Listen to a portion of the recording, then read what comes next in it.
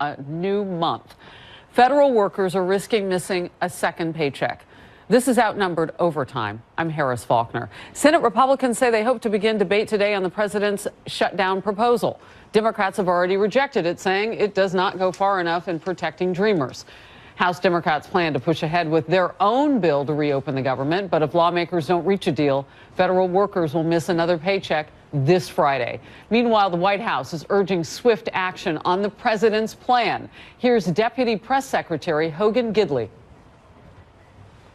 Well, his expectations are clear. He wants an open government and secure borders. And right now, the Senate looks to move on a bill potentially on Thursday for a vote. We have a humanitarian crisis along our southern border. We have a national security crisis along that border as well. He put forth a common sense plan that used things that the Democrats wanted, included that in the plan, and we want to secure the government. And right now, Democrats refuse to come to the table at all. Chief Congressional Correspondent Mike Emanuel has more from Capitol Hill. Mike, the latest.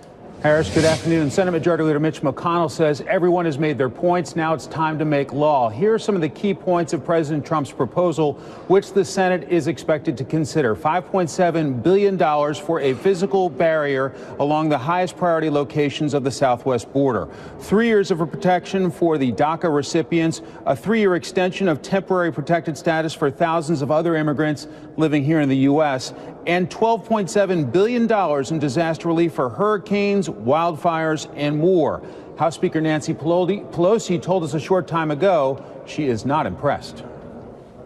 When we heard the president was going to make a proposal, we were optimistic that he might be reaching out to open up government so that we could have this discussion. But then we heard what the particulars were in it, and it was a non-starter, unfortunately. President Trump tweeted earlier, without a wall, our country can never have border or national security. With a powerful wall or steel barrier, crime rates and drugs will go substantially down all over the U.S. The Dems know this, but want to play political games. Must finally be done correctly, no cave. And a New York Republican says he hopes this will get things moving. The president has made very reasonable compromises here. If the Democrats are serious, they will come to the table. I guess what I would hope for right now is that Mitch McConnell can move this in the Senate, at least start a debate, try to bring Democrats over, ideally pass it in the Senate, then have it sent to the House. Nancy Pelosi will, I'm sure, pass a different bill, but at least then a real set of negotiations can begin. On day 32 of this partial government shutdown, a California Democrat is critical of where things stand. Using the United States government, the most important government in the world, as a bargaining chip or as a hostage in a negotiation really does create very serious security problems in numerous ways for this entire nation. To move the president's proposal in the Senate requires 60 yes votes, so at least 7 Democrats will need to go along with Republicans in moving the measure along. The House is going its own direction, moving its own spending bills. And so this is not going away, not going to be resolved anytime soon. Harris? Mike Emanuel, thank you very much. I want to bring in now Republican Adam Kinzinger of Illinois, a member of the House Commerce and Foreign Affairs Committees. Congressman, great to see you today. Later on in this program, we're going to go live at one of the nation's largest airports because we may have reached a tipping point. All along, the TSA was critical. Now there are 10% workforce call-in sick situation as of yesterday. How close are we to actually getting a deal on the Hill? Well, I hope it's soon. I think the president put forward a good, reasonable compromise, and if the Democrats don't like it, that's fine, that's their prerogative, but put forward something that's realistic, that doesn't start with no wall. I think there's going to have to be some middle ground here, but if you think about what the president put forward, he wants $25 billion for the wall. He's put forward $5 billion and breathing room for Congress to do its job on the bigger issue of immigration, which we have to do, and we can get to where 80% of the American people like what's going on. But ultimately, it's going to be up to the Democrats if they do a counter proposal or just simply be the party of no. Congressman, did we start to see a little bit of daylight last week when we had Steny Hoyer with Bret Baier and then Senator Ben Cardin with me, and we were both asking, look, you already have hundreds of miles of barrier wall, whatever you want to call it, strong line fence, whatever. You say you're not going to tear that down, so what difference would 200 more make in terms of the logic of being against it? We already know it works in some places. Steny Hoyer, House Majority Leader on the Democrat side of the House, now saying, yeah, actually it does. Yeah, well, I hope it's some daylight. I hope it's a start. I mean, look, I've worked the border. I've seen it as a guard pilot. I can tell you it's wide open in certain areas. So what a wall does is reduce the amount of areas that all this other technology and people have to cover. So it in essence shrinks the border. And you're completely right. There are walls down there already. Putting some more on simply makes it more effective to be able to use other technology to protect the border. It's the right thing to do, and I think the Democrats back themselves in a corner because they're just opposing President Trump because he said wall in the campaign, and now their far left base has said you can never, quote unquote, cave on anything related to the wall. And we're both in this position now where neither side wants to budge, and the president put forward, I think, a good faith effort to negotiate, and we're waiting for the Democrats to respond. Okay, so I want to get into it. And by the way, Majority Leader Mitch McConnell on the Senate side is on the Senate floor right now. As that makes news, we'll bring it to you. Just want to let you know. Here's what he's pitching and what it would do. Trade temporary protections for young undocumented immigrants and others for $5.7 billion the president is seeking for that border barrier. The legislation would reopen the government through September 30th while funding a variety of other immigration security measures and spending $12.7 billion on hurricane and wildfire disaster relief. If this thing, and again, Senator McConnell on the Senate floor right now, if this thing were to pass, Congressman Kinzinger, this puts it back in the House. And the question is now, will Nancy Pelosi, Speaker of the House, then push for her Democrats to not reopen the government if the Senate actually passes this bill per McConnell? Yeah, that's a good question. And I've been in this position 100 times when we had the majority where the Senate would send something over. And now the question is, are you going to put it on the floor and let some Republicans and some Democrats vote for it? And I don't think there's anything wrong with that, with both sides coming together to say we may not love what's in this, but at least this is progressing forward. So she's going to have that decision to make. I hope the Senate can pass it. But even if they can't, again, the onus is now on them to say, okay, you don't like it. That's your right as a legislator. And keep the government closed. Keep the government closed. In case, what's the counter? Spread some of what the American people can only look at this now after 32 days is y'all can't get along. It's blame, a pox on both your houses. Real quickly, because I've got a Democrat coming up, and I want to be able to answer this question with you first. When Democrats say that they're not really getting real DACA, they want more, what do you think they mean? I think they mean they want something broader. That's fine. That's what we'll debate here in Congress. That's what the 3 years of the president's offer buys. Is there enough good faith to do that if you open the government? I don't know. It's there's not a lot of good faith right now, and that's too bad. Boy. Congressman, thank you from the great state of Illinois. Appreciate it. You bet. See ya. Reaction, and now just lots of questions I have from our guests from the other side of the political aisle. I'm joined by Democrat Stacey Plaskett, House Senior Whip and member of the Oversight Committee. Thanks for being with me. Good to see you today. Good to see you. Thanks so much for having me. Absolutely. I don't know if you could hear your colleague from across the aisle, Kinzinger, just then, but let's start with what the Senate is trying to get done. Because if they pass, if they can get 7 Democrats to join them, and then it comes to the House, would Democrats actually vote no and not reopen the government? What would that look like? Well, I think what we need to say is what Democrats have done already. And that is when we came back in January, taking the same bill that Mitch McConnell had passed with bipartisan support on the Senate side to reopen the government in December and put that on the floor.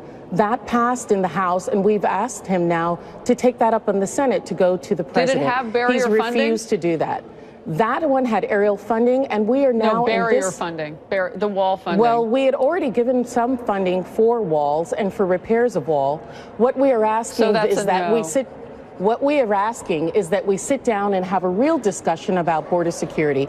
In the same way that my colleague said that what we're supposed to be doing is having hearings on DACA, on deferred action for children, why haven't we had that discussion about border walls? Why didn't the president, when he had a unified front in the House and the Senate, bring up the purchasing, having funding for the wall when he had both the Republicans and the Senate on both sides of the aisle in the House and the Senate. He didn't do that when he had the opportunity.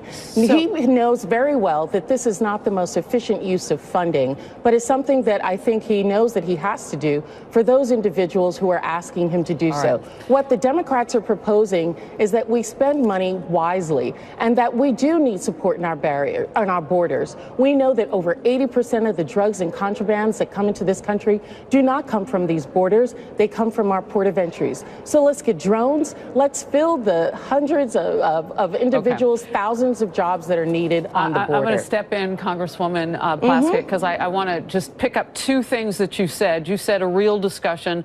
The president actually, if you put politics aside, knows what the rest of the world also knows in terms of that barrier border, because we're hearing it from Border Patrol now, the experts, that in certain areas it works. Your House Majority Leader, Steny Hoyer, said on Fox News Air last week that in certain areas barriers work. It's not the complete picture, it's a barrier system. And so that is a position actually where the president has moved away from that concrete wall and moved toward what you're saying, it would seem. He also knew back then when they had bicameral majorities, they didn't have the kind of majority that was bulletproof, did they? Because they needed 60 Democrats in the House to go forward. I mean, excuse me, in the Senate to go forward. You still need a vote of 60 in order for this to go forward. So it's a little disingenuous to say, why didn't the president solely get it done? Yes, there were Republicans who were against it, though, because they didn't like the amnesty, as they called it, part of DACA. The question now is, he didn't even bring it before the Senate to have a discussion about it. We know that the president will only sign something that has a barrier in it consistent with the already 600 plus miles. What are you in the House? We already gave him $1.6 billion for barriers in the last bill, which has not been expended. And while we do agree with barriers, we have a disagreement as to what barriers mean. We believe that drones, electronic devices, cameras, and individuals are a much better effective barrier against illegal entry into this country than steel walls are. And we'd like to have that discussion. We'd like to have that debate. Could you live with both? I think we are living with both because we've already given $1.6 billion in the previous appropriations for those barrier walls. And what we're saying is that that is sufficient at this time, and let's have a discussion about the others. And as for DACA, for the Dreamers, as for temporary protective status, I think it's disingenuous for the president, who's the individual who took away the safety that these individuals had, to now say that he's putting it back on the table. This would not have been on the table if he had not been the person through executive order to take away that security for those young people who are here in this country. And it was never really solid because it was executive order to begin with under former President Obama. And so you are correct in saying that whatever would happen next has to have more of that foundational protection if both sides are going to get a little bit of what they want.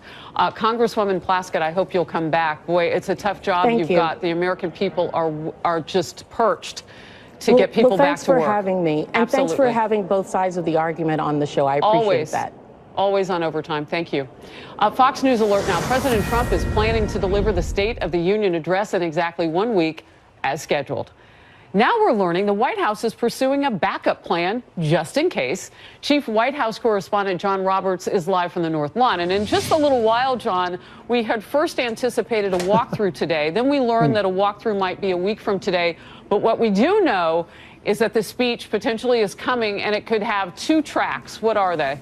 Well, let's go with the 2 tracks first. First of all, the first track, and the one that the White House wants to pursue and the one that the president wants to have happen, is that the president will, a week from tonight, go up to the Capitol building and in the House of Representatives deliver the State of the Union address as planned.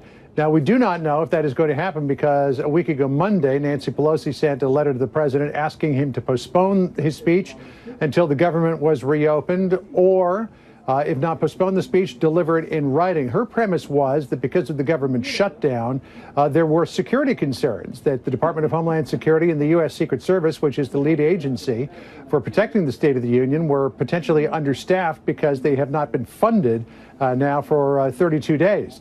The White House and DHS and the U.S. Secret Service pushed back on all of that, saying, look, there's no security problem here. So we do not know if the State of the Union will happen next Tuesday. We do know that the White House sent a request up to the Sergeant-at-Arms, this is what you were talking about a second ago, on Sunday, asking for a walkthrough because last week the Sergeant-at-Arms canceled the planned walkthrough at the request of Speaker Pelosi's office. That request went to the Sergeant-at-Arms on Sunday, talking about yesterday for a potential walkthrough, but of course yesterday was a holiday, right, and they couldn't do one then, so we're not sure if there will be one, but I expect that that request is going to have to go to Pelosi's office, and then she'll have to sign off on whether or not that will happen. You know, it's interesting to watch the back and forth on the venues now, because we are anticipating that there would be that. Does that have historically any meaning, where it is? Well, yeah, I mean, the Constitution requires the president to report to Congress from time to time about the State of the Union. That can be done in a speech to Congress. It can be done in writing, and it doesn't have to happen every year. It just happens whenever the Speaker of the House decides that he or she wants to invite the president up to give the speech. Now, if the president gives a speech at a different venue, does that constitute a, quote, report to Congress? Oh, interesting. The jury's out on that, which brings us to the backup plan, the second track now. The White House is also prepping a backup plan. The preference, again, is to go up to the Capitol on next Tuesday to give the State of the Union. But there's a backup plan for the president to give a speech at some location outside of Washington, D.C., but there's a question as to whether or not that would actually constitute a State of the Union address. Interesting. Or he could do both. He could do like the letter and do it at an off-site too. I mean, we're watching kind of the balls move here, but mainly we're watching to see if they can reopen the government. But Real quickly, your last thought. Here's one thing I can tell you really quickly, that the Sergeant-at-Arms staff was told last week and was told again today, prepare for a State of the Union as if it's going to happen, just in case. The Department of Homeland Security and the U.S. Secret Service have not stopped their plans for preparing for a State of the Union. So the only person who has to decide whether or not this is going to happen is Nancy Pelosi. Wow. Okay. Thank you, John Roberts. Bring you back every day as we can. Appreciate it. President Trump's attorney, Rudy Giuliani, is now walking back some comments he made about discussions regarding the Trump Tower Moscow project amid the controversy over that now disputed BuzzFeed report. We'll get into it. Plus, President Trump is tweeting that a group of high school students were smeared by the media after their interaction with a Native American activist at a D.C. march went viral online. So was there a rush to judgment about that video? Howard Kurtz is up ahead. Stay close. Several media platforms blatantly lied about the events regarding the controversy in D.C., and it has affected us as a community and individuals greatly.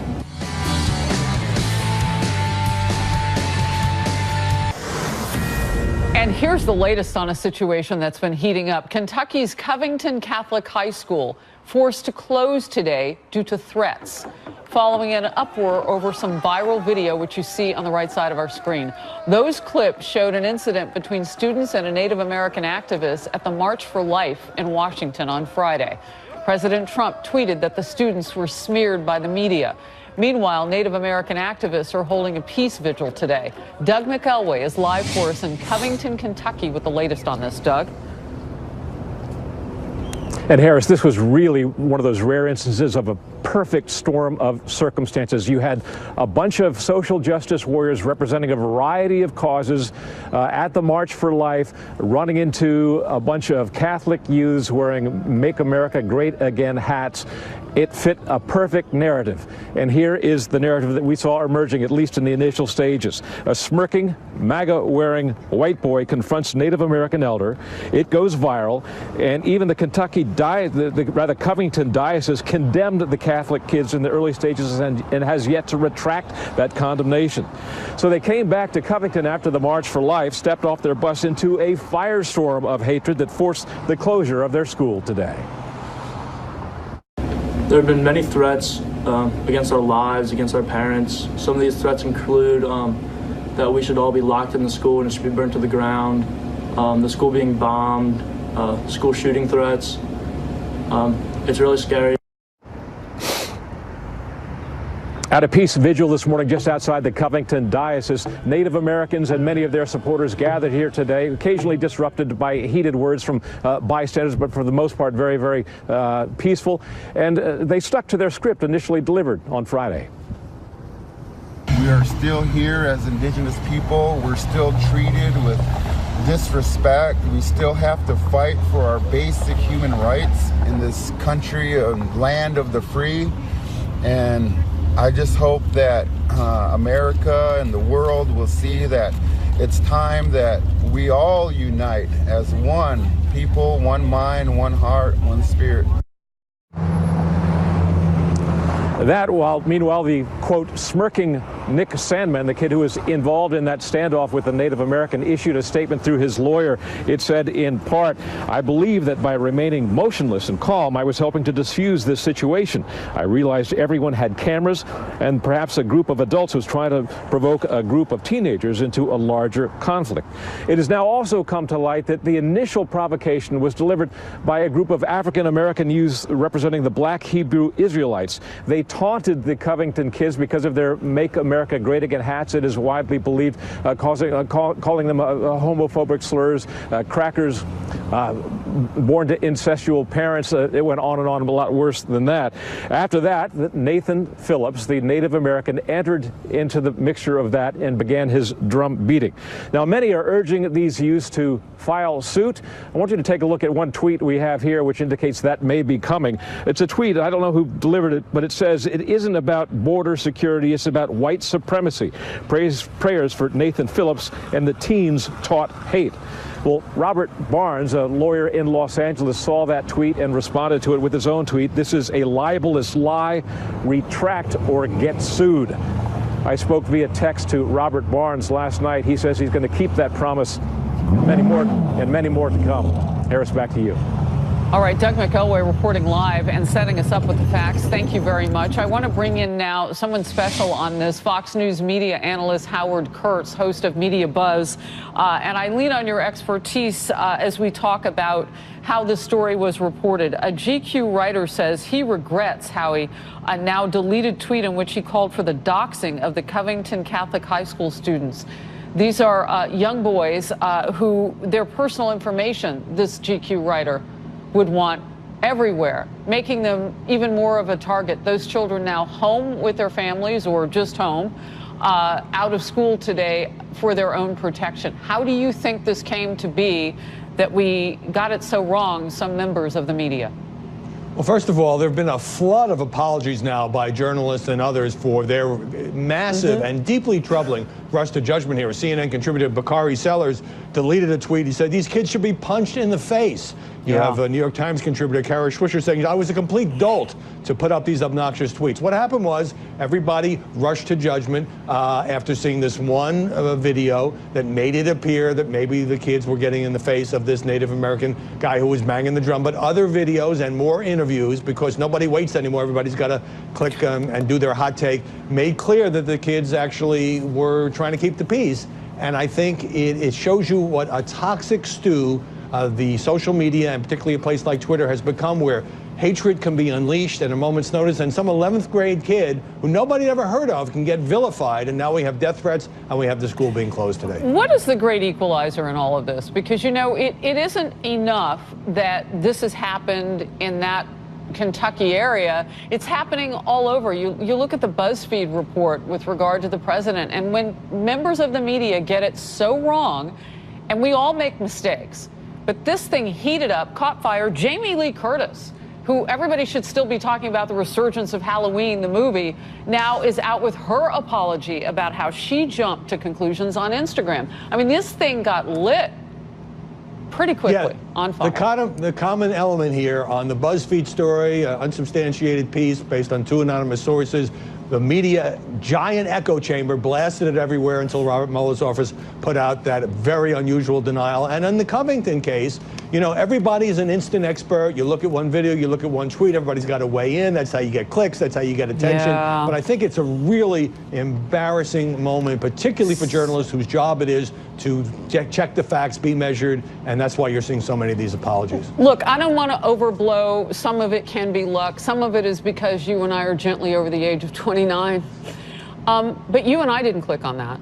And there are a lot of journalists out there who didn't click on that. And I don't seem to think that that's generational, by the way. It's perspective and it's also experience.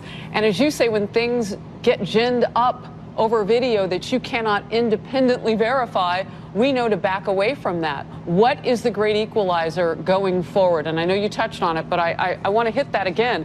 How do we right this ship? Because people are losing trust in the media. Fast. Every day. Well, I didn't feel like I knew enough about it to weigh in on Twitter, and so it's sometimes the hardest thing to do now in this fast-forward culture is to wait, is to not tweet, is to not blog, is to not put out something before you've had a chance to get more perspectives. And there's a tribal warfare aspect here, Harris. When it looked like the kids wearing the MAGA hats were sort of the instigators and the villains, the left went haywire over this. When we learned more information and it looked like the kids were smeared, as President Trump said, the right felt vindicated, but I just think if people could wait a little bit and tone it down, we could, if not stop these kinds of viral episodes where people's reputations are being hurt, even the kids' parents were attacked. I think we could tone it down a little bit, but that takes some restraint. Yeah, well, this call for doxing is really dangerous because putting people's personal information out there can be deadly dangerous. Howie Kurtz, great to see you. Thanks for breaking it down with me today. Thanks, Harris. President Trump's personal attorney, Rudy Giuliani, is walking back the comments he made in Sunday's New York Times in which he said the president was involved in the Moscow Trump Tower deal until the day he won the 2016 presidential election. Giuliani now says those comments were hypothetical and not based on conversations he actually had with the president. Here's his quote. President Trump had several conversations with Michael Cohen about the Trump Tower proposal. Cohen said the effort ended in January of 2016, and as far as President Trump knows, it ended there, end quote. It ended then, I should say. Senator Lindsey Graham is wielding his power as the newly appointed chairman of the Judiciary Committee, promising to go deeper into Obama-era controversies. Democrats say he should focus on the here and now. Reporting with analysis. Stay close.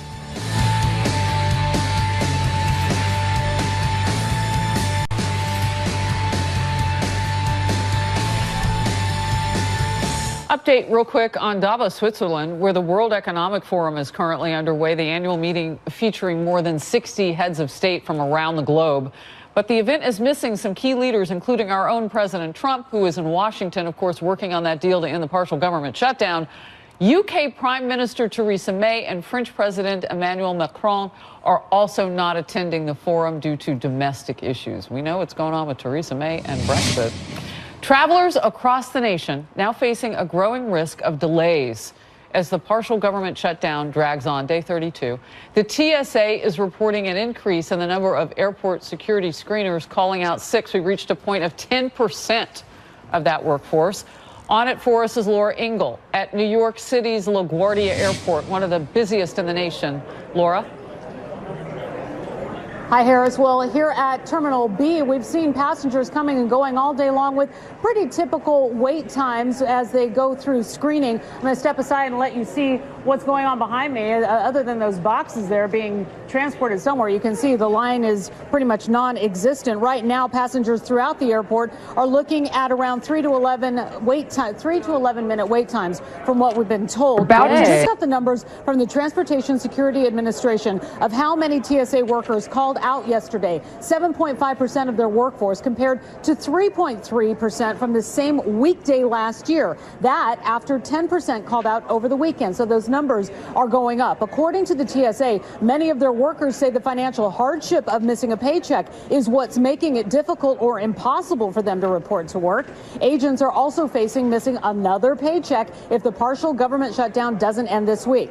Now, these call outs have prompted the TSA to reportedly send extra screeners to airports across the country, including here at LaGuardia, Newark, New Jersey, and at Hartsfield Jackson in Atlanta. Now, with reports that other airports will soon be getting some extra help as well, many say that will be needed. Fewer agents on duty caused the TSA to close one of its security checkpoints at Baltimore Washington Airport over the weekend, and a checkpoint at Houston's Bush Intercontinental Airport had to actually close due to a lack of TSA personnel. The president of the union that represents TSA workers issued a a statement that reads in part, "Our officers are devoted public servants who just want compensation for the admirable work that they do."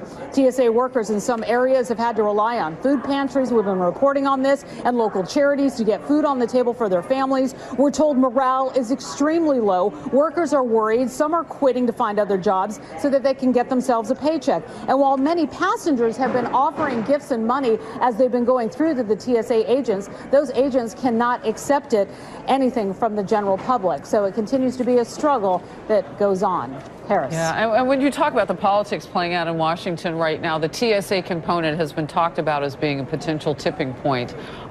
Everybody's safety, of course, is the main thing. Laura Ingle reporting live from LaGuardia. Thank you very much. Senate Judiciary Committee Chairman Lindsey Graham reportedly laid out what he plans to investigate as the newly appointed head of that committee. According to The Hill, that includes several Obama-era scandals, among them the FBI's handling of Hillary Clinton's email server and FISA warrant applications targeting former Trump campaign aide Carter Page. Democrats are going after this, saying the committee should focus on current issues. Joining me now, Neil Quinter, former chief counsel to Senator Dianne Feinstein. Greg Nunziata, former counsel to the Senate Judiciary Committee. Greg, I'll start with you. Is this where the Senate Judiciary head should be focused at this point? Well, thank you, Harris. Senator Graham, as chairman of the Judiciary Committee, one of the prerogatives of that role is to set the agenda and set priorities. And he's made it clear that he wants one of his priorities to be vigorous oversight of the Justice Department and the FBI. There are many questions about decisions made in those institutions, both since the president was elected and in the lead up to the election. I think it's entirely appropriate for him to take a look at it. And just because he's setting that agenda, it's not a partisan investigation. This is a bipartisan matter. Democrats will be in the room and have the opportunity to ask their questions, to criticize as appropriate. And if they are concerned that their priorities aren't being followed by the Senate Judiciary Committee, Democrats can take solace in the fact that their party controls the House Judiciary Committee, which will be setting its own oversight agenda. Neil, and what do you say about that? Well, I think it's a nakedly political exercise by Chairman Graham that has a lot more to do with his own re-election campaign. He's up for re-election in the next election than it does with legitimate oversight by the committee. I mean, these are past actions by officials in the FBI who are gone. James Comey, the director at the time, Andrew McCabe, the deputy director, they're long gone from the FBI. So it's really not any oversight at all, but just a political exercise. So I would ask you this just as a follow, Neil. Given the lack of trust that the American people, through polling, and if you just ask people out on the streets, what do you think right now after those Peter Strzok and Lisa Page emails at the FBI, for instance, and learning that a major DOJ player was married to a woman who worked for GPS Fusion, which came up with the anti-Trump dossier. When you look at that lack of trust, isn't it worth it just to say, you know, let's take a look at some of the things in the road that we've been down? Well, I think it hurts the American people's trust in our institutions more than it helps, because it is so obviously political, and they just dismiss it all as Isn't everything political, though, Greg? Well, you know, we have political oversight. We have political officials that we elect, and that's a good thing, right? We don't want the administration of justice to be disconnected from politics and disconnected from the voice of the American people. Let me ask it in this way. Is there something that's important that the American people still need to know about the Hillary Clinton email scandal? I think there's a lot we still don't know and still don't feel comfortable with, and I think if Senator Graham conducts the investigation in a mature and deliberate way, that could only help.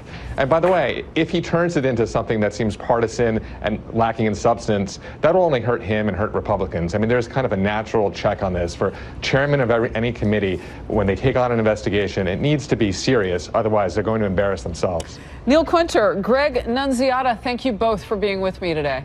Thank you, Harris. Thank you, Harris. New details involving the murder of Washington Post columnist Jamal Khashoggi. What the Turkish foreign minister is now saying his country is planning to do with this murder case. Stay close.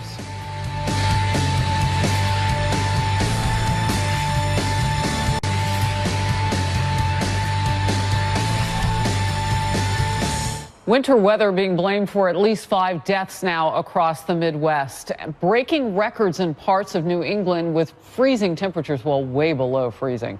The cold causing hundreds of flight delays and cancellations in Boston yesterday on MLK Day, and now we start this whole new week. The governor of Rhode Island has declared a state of emergency for one county after gas service was cut to thousands of people. That region remains under a wind chill advisory through tomorrow morning. Temperatures in the single digits.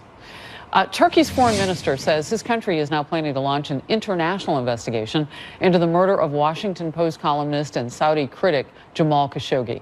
He was last seen, and then we know he died last October inside the Saudi Arabian consulate in Istanbul. Benjamin Hall has the latest now for London. So my big question is, how does the international component of this play in? What are they looking at? Well, you know, Harris, for some time now, the Khashoggi story has rather gone quiet. But in Turkey, there's been this constant pressure to keep it alive. And this is the next step, this international tribunal, to really bring it back into the public sphere. And what this international tribunal would really do is it would try to get to the bottom of who is accountable, not just in a Saudi court or a Turkish court, but in the international community. And it would be effectively the last word in who was behind this, ultimately pointing to Crown Prince Mohammed bin Salman if it turned out he was responsible. Now, officially, the CIA have not said who they believe is behind it, but behind closed doors there has been that insinuation. Turkey has repeatedly asserted that the order to kill Khashoggi was issued at the highest levels of the Saudi government and that those Saudi hitmen did not act on their own. And they also say that Saudi Arabia hasn't shared any information with them despite a joint investigation. On Sunday, Secretary of State Mike Pompeo said that the U.S. was still trying to gather facts to uncover those involved in the killing, but said the relationship with Saudi Arabia could be maintained, something that Lindsey Graham seemed to counter over the weekend. Concluded that the relationship between Saudi Arabia and the United States cannot move forward until MBS has been dealt with. And in another kind of angle, a German weapons maker now plans to sue the German government for stopping all arms exports to Saudi Arabia following the killing. The letter to the Economic Ministry says that as a result of that ban, weapons worth $2.3 billion have been affected by the export suspension. Now, the international community, as well as the U.S. government, have been very torn on this. You have those, President Trump included, who say that the relationship with Saudi Arabia is critical. Intelligence sharing, economic, regional issues. And then you have those who say it doesn't matter about the relationship. Those responsible must be held accountable And so at the moment, we have two sides working on this. This international investigation may well get to the bottom of that, but it doesn't seem as if the two sides. Well, as I continue to ask lawmakers on both sides of the aisle, my big question for them is why can't they do both? Benjamin Hall, thank you very much. As Democrats look ahead to 2020, many of their White House hopefuls appear to be making a big move to the left. Does that play into President Trump's hand? Power Panel goes overtime. We are taking a closer look at what's behind some of the prices and what's being done about it. And a recent op-ed says the United States should change course with China and begin cutting some of our economic ties. So how can we do that? We'll ask the author of that article next on the Daily Briefing. Medicare should be there for every single person in this country. I believe that it's time for Medicare for all in the United States of America, that there is no reason that in this wealthiest nation on earth, anybody should go without health care in our country. Well, as the 2020 primary heats up, yes, I said it, and it's still early 2019, Democrats appear to be lurching far to the left. The Associated Press has pointed out that among 24 possible contenders, virtually all have embraced universal health care, while some have rallied behind free college, job guarantee programs, a $15 minimum wage, and abolishing ICE. But President Trump and his GOP allies are betting that voters will ultimately reject those proposals as too extreme. Dan Henninger now sliding in on the Power Panel, deputy editor of the Wall Street Journal's editorial page. And Pulitzer Prize-winning reporter Judy Miller is here as well. Judy, I'm going to start with you. A lurch to the left, who goes with them in the electorate? Well, that's a very good question that smart Democrats who want to win an election might contemplate before they choose a candidate. Because right now we seem to be in full McGovern mania, and that is back to the left wing of the party as fast as we can go, which of course produced such wonderful results the last time around. I think the District of Columbia voted for McGovern, but the Democrats do not seem to learn a lesson. Now they're saying the mood is different, the time is different, Americans are ready. I don't see any indication of that. So why all the free stuff? Because we're seeing it here with Mayor de Blasio, whom some have kind of tinkered with the idea, would he be jumping in as he gives away sort of free stuff? Universal health care is on his list. Yeah, that's a good Single question. Payer. Why is this happening so quickly? They didn't have a caucus meeting. It was not in the convention. This was not all part of the platform in 2016. Where's it coming from? It's coming from social media. Julian Castro, who we were just showing coming out in favor of Medicare for All, was proposing 2 years of college education. Perfect example. He got torched on social media saying, 2 years? What are you talking about? We want 4 years of free education. Who's paying for that? Is he tweeting that out? Then they tweeted out, but the Democrats are in this kind of act of self-delusion where they equate social media with political reality, as though because they all believe in it, the rest of the country is going to adopt it.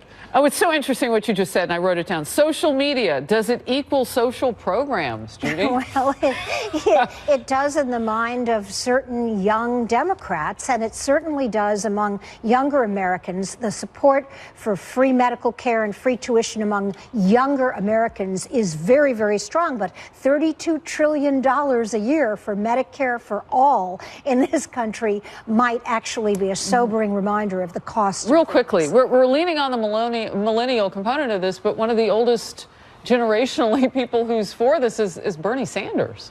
Well, Bernie was kind of the proponent of all this. He propelled it. He's not a millennial. No, he's not for sure. He's a septimillennial. Right. But he gave his Democrats soul. the idea that these ideas were very popular, and now they have just swept up the party in the belief that the general electorate's going to adopt them. I don't see it. Thank you both. I'll be right back.